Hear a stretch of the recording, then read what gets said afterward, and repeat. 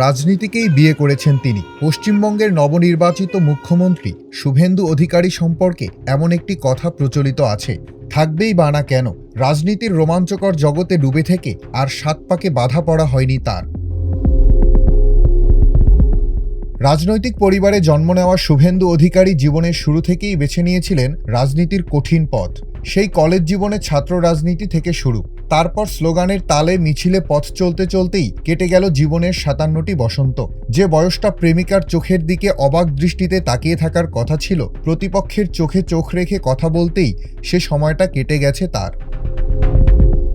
রাজনীতির জীবনে কি জয় করতে বাকি রেখেছেন শুভেন্দু?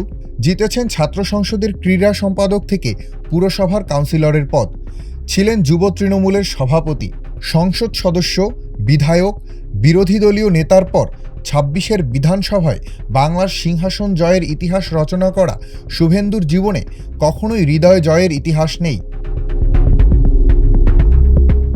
নিজের ব্যক্তিগত জীবন নিয়ে গণমাধ্যমে কথা বলেছেন শুভেন্দু। রাজনীতিতে জড়ানোর পর থেকে বিয়ে না করার সিদ্ধান্ত নিয়েছিলেন তিনি।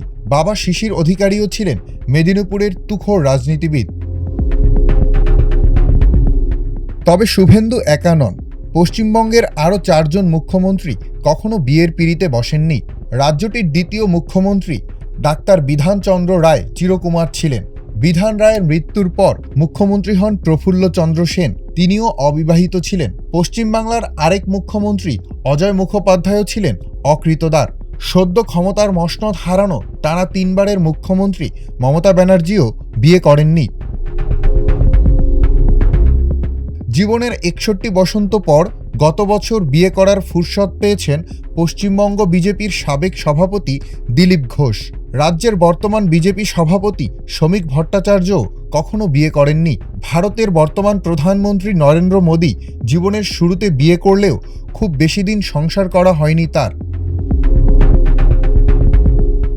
রাজনীতির কাঠখোট্টা জগতে যারা জড়িয়ে পড়েছেন তাদের অনেকেই বঞ্চিত হয়েছেন জীবনের নানা আয়োজন থেকে। বিশেষ করে উপমহাদেশের রাজনীতির কঠিন পথ পাড়ি দেওয়ার পাশাপাশি সংসারের দায়িত্ব পালন করা সহজ নয়। তাই প্রাপ্তির তালিকার ভিড়ে রাজনীতিবিদদের জীবনে অপ্রাপ্তির ফর্দটাও বেশ দীর্ঘ হয়ে থাকে।